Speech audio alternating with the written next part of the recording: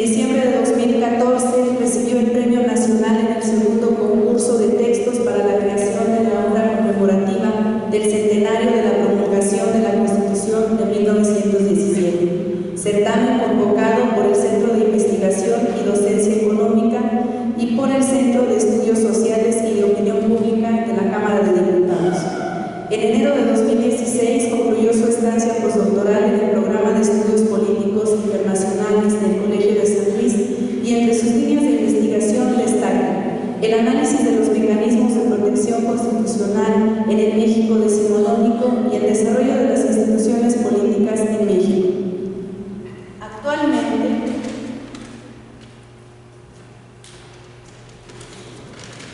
se desempeña como catedrático en el Colegio de San Luis y en la División de Estudios de Posgrado de Derecho de la Universidad Autónoma de San Luis Potosí. Sin más prólogo, escuchamos al doctor Adán Nieto Flores.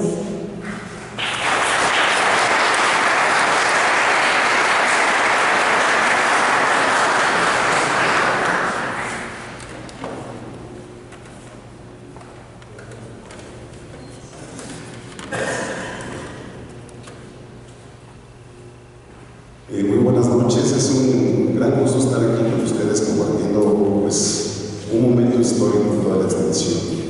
Tenemos esta circunstancia de estar celebrando un centenario de un documento fundacional como es nuestra Constitución, 100 años de Constitución. Primeramente, quiero agradecer la invitación al evento por parte de la Secretaría de Cultura, del Instituto Nacional de Historia, por supuesto también del Museo Regional Potosino y por supuesto también el agradecimiento a las instituciones en las que colaboro por las facilidades que me han prestado para participar en los eventos, el Centro de Bachillerato Técnico Industrial de Servicios número 131, el Instituto Real de San Luis, la Universidad del Centro de México y por supuesto la Universidad Autónoma de San Luis Potosí. Bueno, el evento de hoy está dividido en dos partes, la plática que tenemos aquí para inaugurar la exposición que en unos minutos más veremos. Y esta misma exposición también está dividida en algunas partes. Haré una semblanza breve, una reflexión breve sobre el camino de la Constitución de 1917, en su centenario. Está dividida en tres partes. Primeramente hablaremos sobre los antecedentes, los documentos que son antecedente clave en el diseño de la Constitución de 1917. La segunda parte es el camino hacia un Congreso Constituyente, qué eventos, qué batallas tuvo que cruzar este grupo del Ejército Constitucionalista, mando de Venustiano Carranza, para poder introducir una Constitución en un momento tan álgido. Y el tercer momento, que es una cuestión de mucho interés para todos nosotros, a 100 años de Constitución, ¿en qué estamos? ¿En qué situación nos encontramos? ¿Cuál es el presente y el futuro cercano, las expectativas de la Constitución cubana? Primeramente, para introducir esta parte inicial, vamos a hacer una relación en esta parte sobre los antecedentes de los documentos más importantes que sirvieron de base para la Constitución de 1917. Son indiscutiblemente la Constitución de 1857 y el Plan de Guadalupe. Inicio por una parte que es muy similar en cuanto fueron juradas estas constituciones, cuando fueron introducidas estas constituciones, tienen muchísimas similitudes. De hecho, ya he mencionado varios espacios, abrimos la Constitución más reciente y vemos que su título es Constitución Política de los Estados Unidos Mexicanos, que reforma la de 1857. Esta discusión de que si es la misma o si es otra, la abordaremos en las conclusiones, pero es una cuestión bastante relevante. Entre las similitudes encontramos que cuando Ignacio Comonfort, que es el personaje, que es el presidente que jura la Constitución de 1857, hace su discurso cuando hace la toma de protesta en diciembre de 1857, hace un comentario que nos deja ver varias cosas y lo menciona. Conforme está haciendo algunos comentarios sobre los remedios para salvar al país, y lo siguiente: el más eficaz de estos será hacer algo fundamental saludar las inconvenientes reformas. ¿Qué quiere decir esto? Que había cosas que conforme no admitía de esa Constitución. Años después, ya cuando tenía la presión de la presidencia, sí llegó a escribir que era una Constitución con la que se podía gobernar. Entonces, estas reticencias iniciales muestran algo en el presidente que jura la Constitución. Algo que pasa en la siguiente, en la de 1917, también citó ahora Carranza en un banquete que dieron para celebrar el término del Congreso Constituyente, que duró del 1 de diciembre de 1916 al 31 de enero de 1917, un par de meses exactos. En el cierre del banquete comentaba a los participantes, dice: del éxito o fracaso de la nueva Constitución somos responsables ustedes y yo mismo, tomando en cuenta que en algunos puntos la nueva Constitución va más allá de nuestro medio social. Aquí vemos una similitud también. Hay reticencias, hay renuncias por parte de los dos primeros presidentes que juran la Constitución. Los presidentes que les toca jurar estas constituciones tienen ciertas reservas con ambas. Y curiosamente, tampoco ninguno de los dos alcanza a ver cristalizado el logro de sus constituciones. La Constitución de 1857 tuvo una vigencia de 60 años, cosa que no había podido hacer ninguna de las constituciones anteriores, incluso algunas que duraron apenas 4 o 5 años. Porque, bueno, alrededor de 4 o 5 años después moriría asesinado por Ford. Entonces, esta gloria, este objeto de culto y instrumento político de legitimidad que se convirtió en la Constitución de 1857, no le fue posible a Confort verlo. Bueno, pues en el caso de Carranza hay algo similar. 3 años después es asesinado también y no alcanza a ver la cristalización de ese proyecto. Entre otras cosas, sobre estos documentos importantes, hay un aspecto muy básico. El ejército constitucionalista se levanta, Venustiano Carranza se levanta en marzo de 1913, contra el gobierno que consideraba ilegal de Victoriano Huerta. Hay muchas cosas sobre esta discusión. El usurpador le llamaban. Lo cierto es que Huerta no desconoció la Constitución, incluso hubo una serie de movimientos legales que dejaron la denuncia. Bueno, no había presidente ni vicepresidente. Recordemos que habían firmado sus renuncias y habían sido asesinados Madero y Pino Suárez. Pero ya tampoco había secretarios de Estado. Entonces, en un movimiento ahí, todavía cuando pegó la Constitución, tenemos al presidente que duró menos tiempo en nuestro país, menos de 1 hora, Pedro Lascurain, para simplemente renunciar y que suba al poder de Toledo Huerta. Sin embargo, hay muchas cosas que tienen que ver con los métodos que utilizó Huerta como para todavía decir que su presidencia fue apegada a la legalidad. Además, su propio proyecto no era necesariamente el que recogía Madero o el que recogían los otros revolucionarios. Entonces, este plan de Guadalupe contra Victoriano Huerta es una parte esencial porque va a servir de elemento legitimador inicial para Venustiano Carranza seguir la lucha. Entonces, el nombre también de ejército constitucionalista nos deja ver un aspecto muy importante, la relevancia que le da Carranza a la legalidad. Y por supuesto, esa bandera inicial es la Constitución de 1857. Entonces, llamando al orden constitucional y la vuelta al orden legal es como se levanta el país. Vamos a ver también algunas cosas que tienen que ver con la habilidad política que mostró Venustiano Carranza en este periodo. Los 2 meses de trabajo del constituyente no son suficientes para explicar el resultado de la Constitución. Vienen todos estos antecedentes previos y tenemos que en varias ocasiones Venustiano Carranza mostró mucha habilidad para ser incluso flexible, cómo ser pues lo suficientemente flexible sin ser timorato y correr la experiencia que le tocó ver cuando apoyó a Madero, un gobierno que duró muy poco, y cómo también ser enérgico sin caer en el autoritarismo, en la tiranía, como el ejemplo que encuentra un equilibrio en cada momento y lo hace de manera rápida, de manera hábil, de manera mágica. Entre otras cosas, se encuentra, por ejemplo, se ha repetido muchas veces que México no participa en nada en la Primera Guerra Mundial, que se encuentra en su revolución interna, pero Carranza también sabía algunas otras cosas que tenían que ver con la influencia de los Estados Unidos en nuestro país.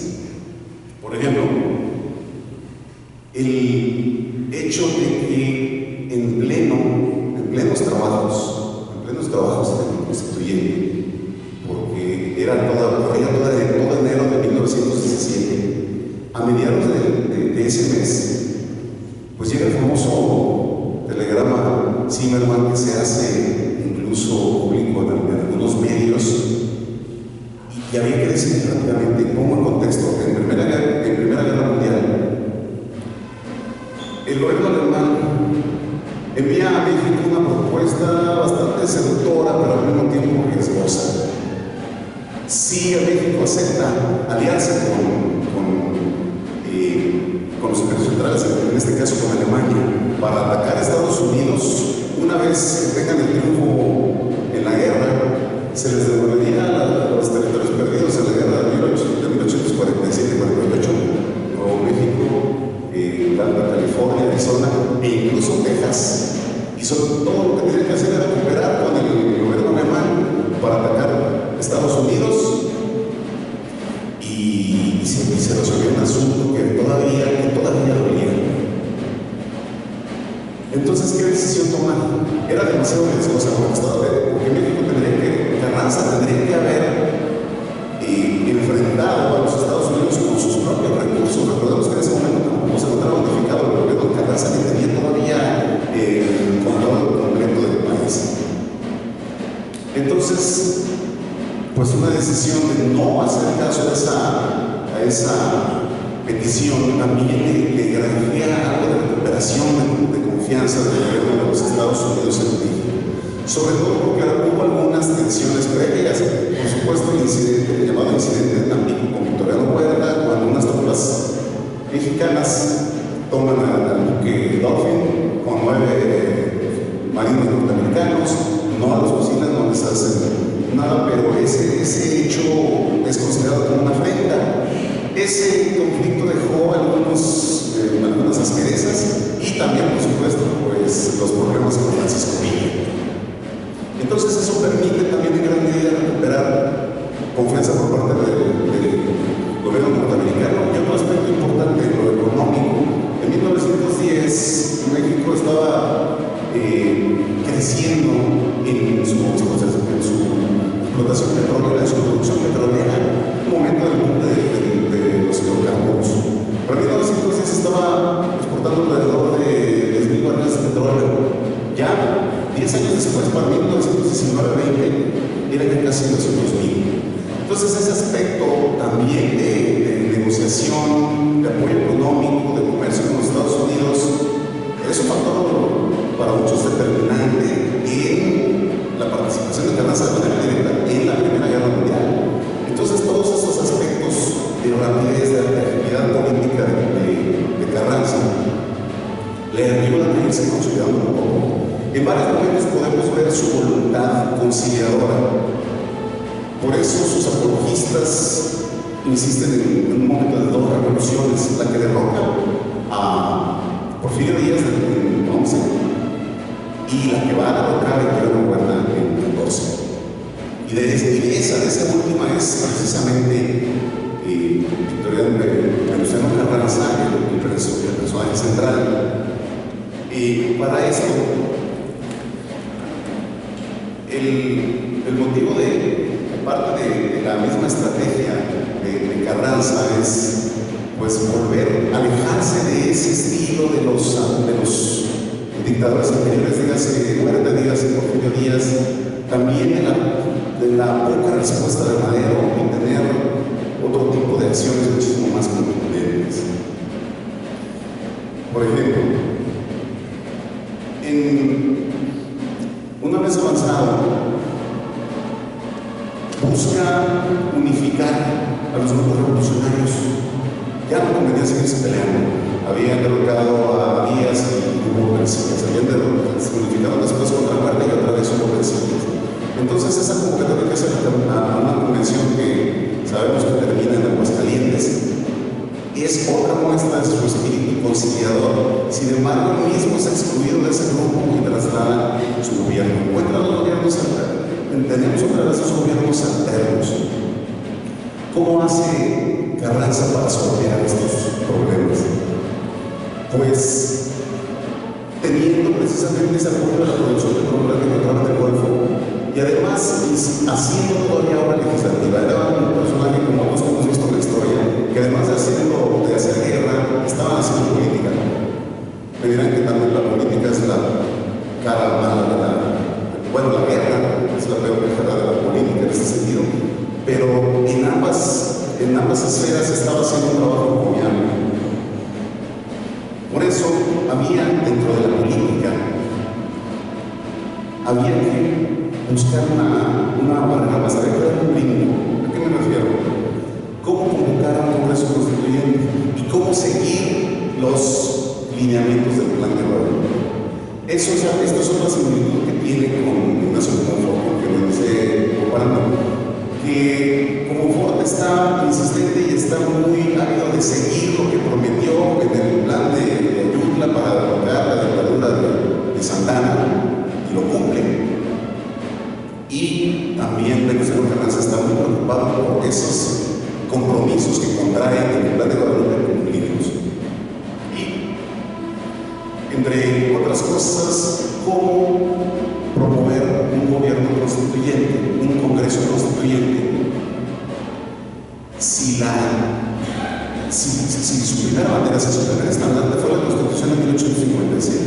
Hay algunos autores que explican que hay aquí una especie de contradicción, una especie de confusión en el conflicto por parte de Venustiano Carranza, que no le queda claro que un Congreso Constituyente tiene la función específica de crear una nueva Constitución. También a la Constitución se puede constituir y sigue el Congreso constituido. Entonces, ¿por qué llega el 1 de diciembre, al inicio de los trabajos en 1916 del constituyente, a presentar un proyecto de reformas a la Constitución? No dice una Constitución nueva, un proyecto de reformas. Se le ha atribuido en algunas ocasiones, frecuentemente de hecho, que Carranza estaba en parte confundido porque no era jurista, no era un hombre de letras, no era un hombre muy enterado de eso, tenía reconocida literatura militar, pero no era un jurista muy técnico, no tenía esa formación y por eso lo confundía.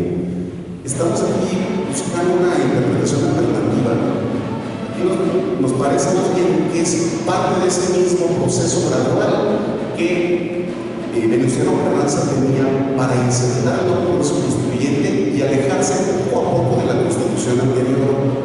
¿A qué me refiero? Esa Constitución, la de 1857, ya se había ganado un prestigio muy fuerte, ya se había consolidado por varias razones. Primero, pues había enfrentado una guerra interna, una guerra civil muy fuerte que se prolongó más de lo que hubieran esperado los participantes que nacieron de la guerra de reforma, y con la Constitución. Después viene la intervención de Francia y se enfrenta también a las fuerzas imperiales, también con antiguos conservadores mexicanos, y vuelve a salir avante.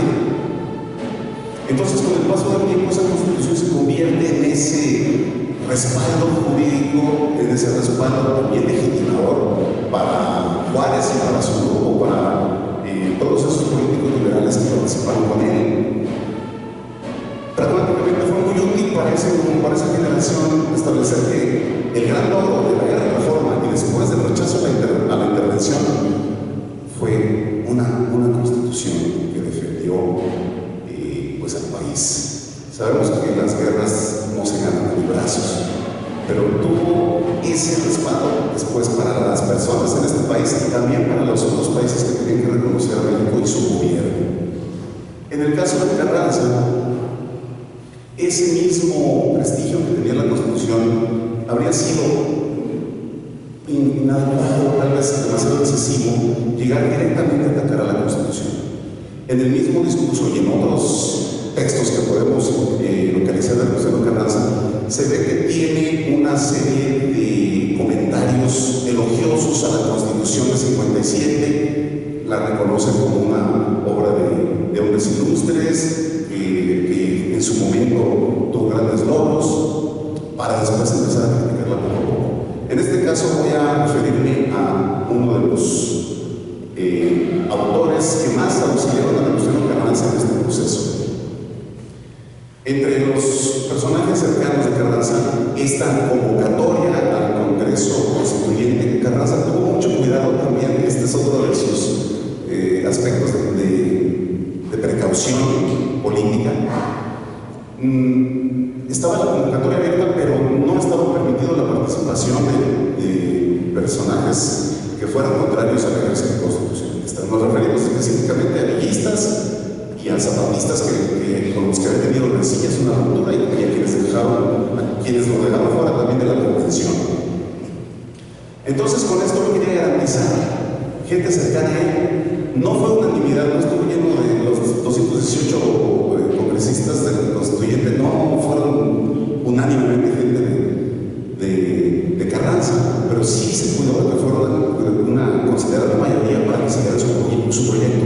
Por otro lado, el hecho de ponerles una fecha específica, terminamos el 31 de enero de 17, y ese día tienen que entregarse, tienen que firmarse la Constitución, también es otra de las estrategias para darle celeridad y evitar que se resquebrajara. Eso lo vio a la Convención de Aguascalientes. Cercanamente va viendo muchas experiencias y no las repite, esas son todas sus habilidades. La Convención de Aguascalientes empezó a sesionar, se dispersó, nombraron un nuevo presidente, Rolando Gutiérrez, y después solita se fue resquebrajando. ¿Por qué? Porque los mismos apoyos zapatistas y villistas fueron disminuyendo. Villa y Zapata tuvieron esa rapidez, empezaron a partir tierras, recuperarlas, y ese aspecto económico que necesitaba para seguir en la guerra lo perdieron. Entonces, esa parte de las expropiaciones y repartición de tierras bien lo habrían podido usar también para tener ceras y recursos y seguirla. Por eso la Convención de Aguascalientes se debilita. Todo eso lo ve Carranza, y por eso les da muy poquito tiempo para resolver la Constitución. Y otra, ya llega con el proyecto hecho. La Constitución de 1956-57 estuvo discutiéndose básicamente a lo largo de un año. En esta, 2 meses. Pero esa también fue una precaución de Carranza, llevar el proyecto hecho. En el anterior, el 56-57, tuvieron que redactar todavía artículos, discutirlos, aprobarlos. En este otro está el proyecto puesto, y ahora se discute como está, se agregan algunas cosas nuevas.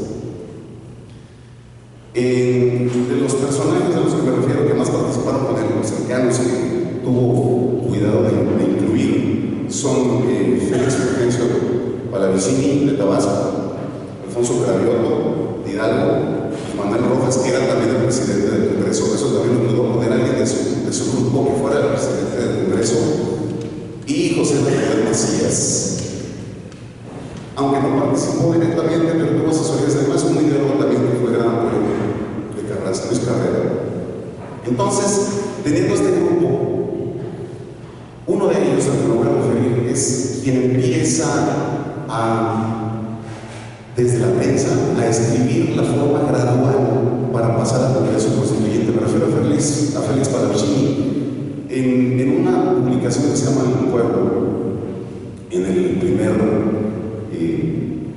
cuatrimestre de 1915, empieza a escribir algunos textos. El primero se llama Los funerales de la Convención. Ya está hablando como más de la Convención de Aguascalientes, está viendo el declive de la misma Convención de Aguascalientes, y defiende a Carranza diciendo que él sí se apegó a la legalidad y sí siguió defendiendo la causa constitucional. Posteriormente sigue hablando de las bondades de la Constitución de 1857. Son alrededor de 11 artículos, son 11 de hecho, pero son 9 los que hablan precisamente del cambio del Congreso Constituyente. Pero los primeros podemos ver que no es una propuesta inmediata de vamos a cambiar la Constitución y vamos a poner el Congreso Constituyente. Esa es la parte gradual a la que nos referimos. Tienen también ese cuidado de no encarar de manera tan abrupta a una Constitución que tenía considerable prestigio. Entonces, ya para los últimos artículos del mismo Félix Pallavicini explica que ya hay cierta unanimidad en la aceptación para el Congreso Constituyente. El logro estaba, pues, en gran parte hecho. Ahora faltaban los trabajos del Congreso. Para entonces, tendríamos que también encontrar otra cosa. ¿Por qué la urgencia de Carranza? Solamente para que coincidiera la fecha de la promulgación de la Constitución, el 5 de febrero, como la de la Constitución de 1857. La de 57 también fue promulgada el 5 de febrero. Era nada más eso, para hacer esa coincidencia y tener también fecha cívica. No tanto, también hay otra cosa. A Venustiano Carranza también le urgía establecer un mecanismo, un instrumento que legalizara su mandato. Por supuesto, que institucionalizara la revolución. No podía ser solamente con un plan de Guadalupe y llegar militarmente y convertirse en un exitoso militar o hasta un exitoso golpista por haber derrocado a Huerta. No, había que respaldarlo, no nada más con legitimidad, también con legalidad. Entonces, esa es parte de la explicación en la que vemos la existencia de Carranza. Ahora, en cuanto a la Constitución, ¿qué tenemos ahora para ver sus puntos a favor? ¿Qué es lo que más se destaca de esta misma Constitución? Pues que, aún teniendo una cantidad de carrancistas considerable dentro del Congreso, hubo otros grupos, los que se denominaban los jacobinos, que insistieron en poner, en incluir esas demandas sociales que tenían mucho tiempo descuidadas. El porfiriato dejó ese malestar de explotación, esa sensación de desprotección en amplios sectores, y por otro lado también estaban diseminándose por el país ideas que venían desde Europa, o ideas también de grupos desde México, como las ideas de los hermanos Flores Magón sobre cuestión de exigencia de justicia social. Entonces, este tipo de aspectos no estaban programados originalmente en el proyecto de Carranza. Es el mismo Pallavicini que le toca enfrentar a personajes como Heriberto Jara, que insistían en que ya era momento de incluir las demandas sociales que tienen que ver con la propiedad de la tierra, con la restitución de tierras de campesinos y, por supuesto, con los derechos de los trabajadores, después de las experiencias de las innumerables guerras y represiones que hubo en el régimen porfirista. Y Pallavicini trataba de convencerlos, curiosamente siendo una persona de mayor conocimiento sobre leyes, política, periodismo y letras, de convencerlos de que ese tipo de aspectos podrían bien quedar en la legislación secundaria, en una ley posterior, pero seguían insistiendo en que tenían tanto tiempo esperando que ya no tenían la confianza que ese momento iba a llegar, que ese era el momento que tenía que hacerse. Se vota y se queda.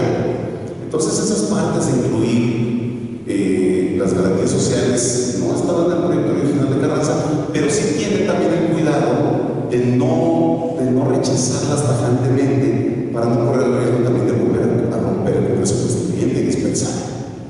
Entonces, en esa parte también tiene ese acierto.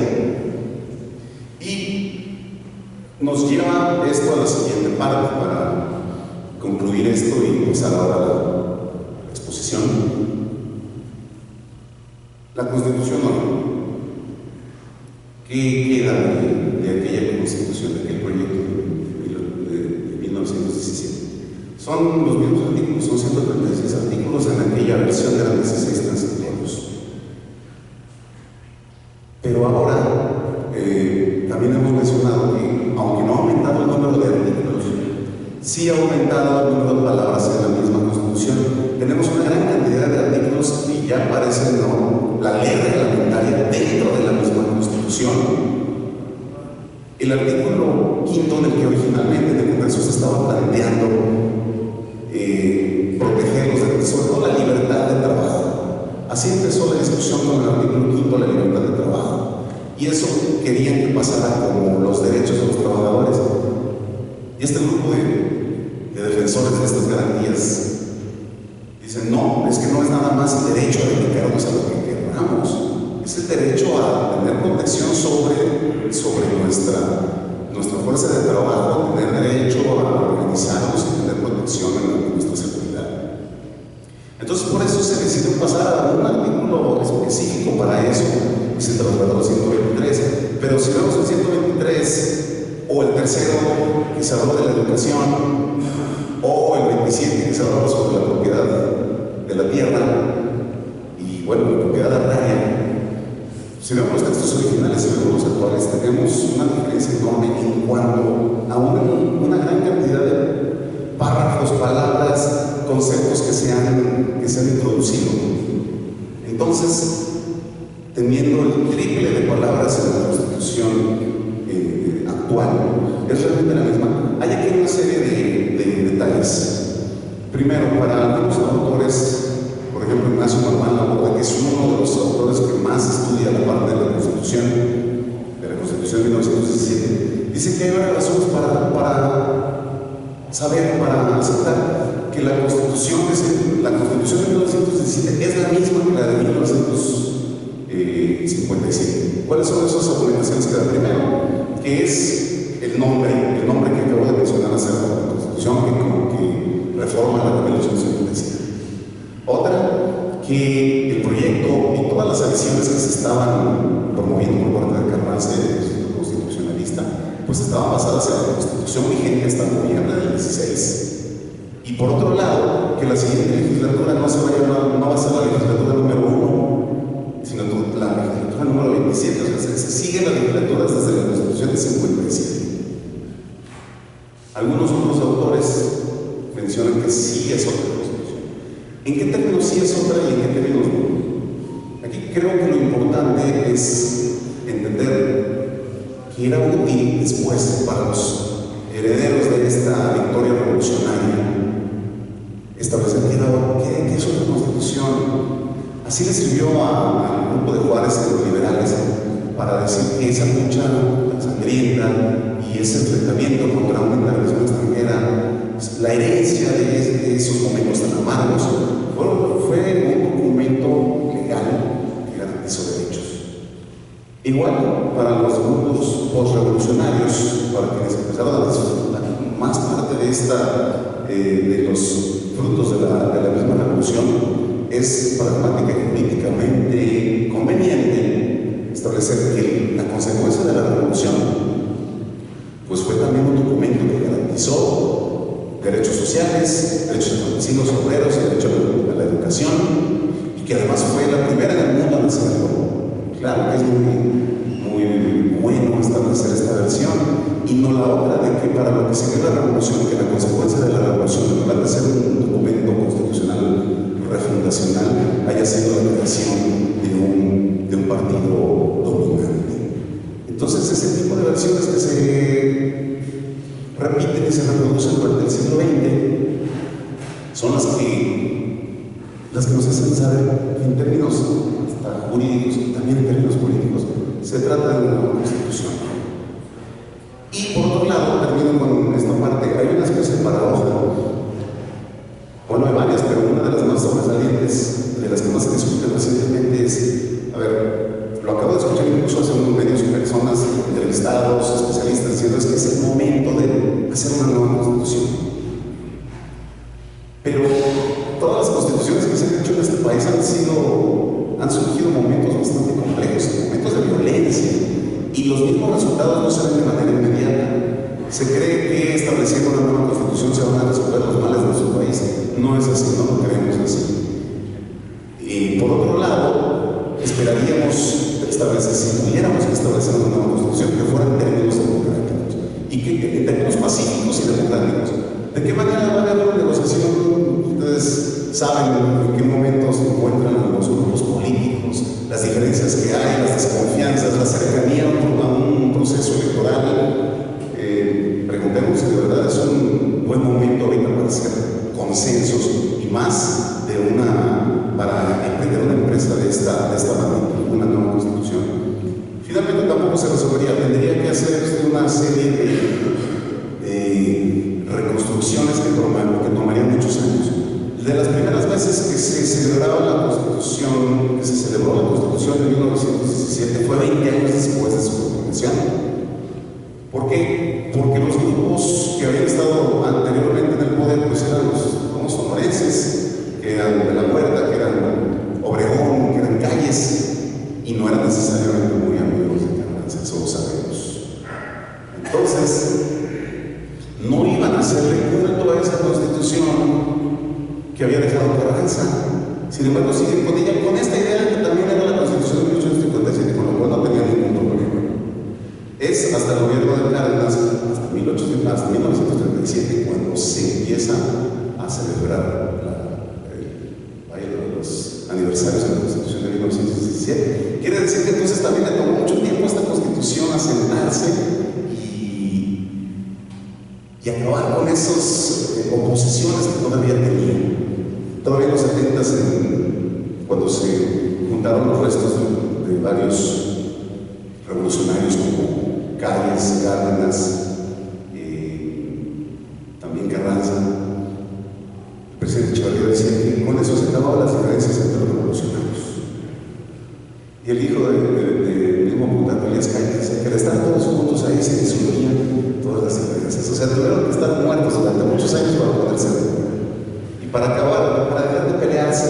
Entonces, este discurso muy útil de cohesionar a partir de una Constitución no nos va a servir mucho si no rediseñamos gran parte del tejido social y por otro lado, una innovación y ajuste de las instituciones.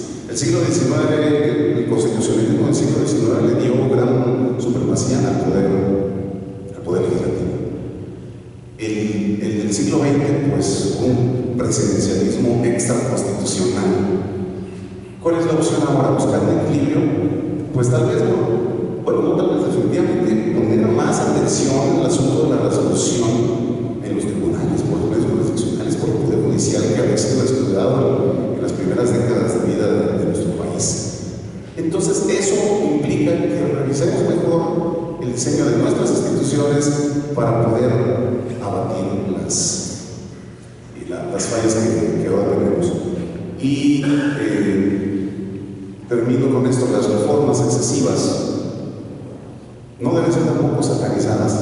Se han registrado, les mencionaba, 699 reformas hasta ahorita de la Constitución de 1917, y se ha triplicado el contenido de sus palabras. De 22.000 palabras que eran, ya son más de 60.000 sin tomar en cuenta los transitorios. Sin endiosar, sin dignificar las constituciones, suponiendo que nos van a resolver todo, tampoco debemos satanizar las reformas. Creo que muchas de ellas han permitido consolidar algunas otras cosas. La reforma que tiene que ver con la gratuidad de la educación, con la obligatoriedad, porque en el texto original se mencionaba que fuera gratuita y que fuera laica, después que fuera obligatoria también. Las reformas que tienen que ver con la participación política, también con la instrucción y la instauración de los partidos políticos, también es uno de los logros. La igualdad entre el varón y la mujer también es uno de los logros.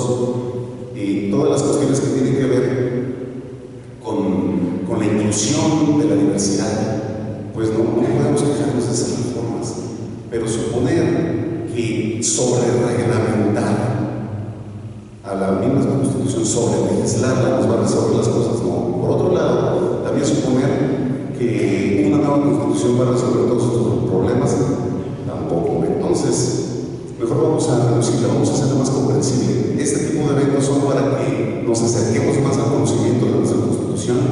Este tipo de eventos son para que entendamos que la cultura política es la que más nos va a ayudar a resolver los problemas por las vías legales. El constitucionalismo es la vía, esa es la que tenemos. Vamos a hacer un constitucionalismo más maduro, vamos a hacer un constitucionalismo que tenga que ver con la cercanía, con la claridad de sus preceptos y con recuperar la confianza en quienes las llevan a cabo, quienes las aplican. Entonces, por ese lado, vamos a celebrar hasta que entendamos que este tipo de modificaciones tienen que ver mucho con una reconstrucción que puede ir desde la base y que no necesariamente va a venir desde arriba. podemos participar más frecuentemente en este tipo no nada más de estos eventos, sino el tipo de forma que tenemos para participar en política y no estar solamente en una democracia sabática de ir a votar cada 6 años, cada 3 años. Entonces, por lo demás, había citado, avanzando para terminar, utilicé también en varias ocasiones esta frase, pero es muy emblemática. Suena una obviedad, pero no lo es, porque se aplica en 1971 cuando lo dijo don Daniel Cosío Villegas, lo dijo en 1973. Aplica para el siglo XIX, aplica para el México revolucionario y aplica en nuestros días. Ninguna constitución, por muy bien hecha que esté, va a ser eficiente si las condiciones en las que opera le son adversas. Muchísimas gracias.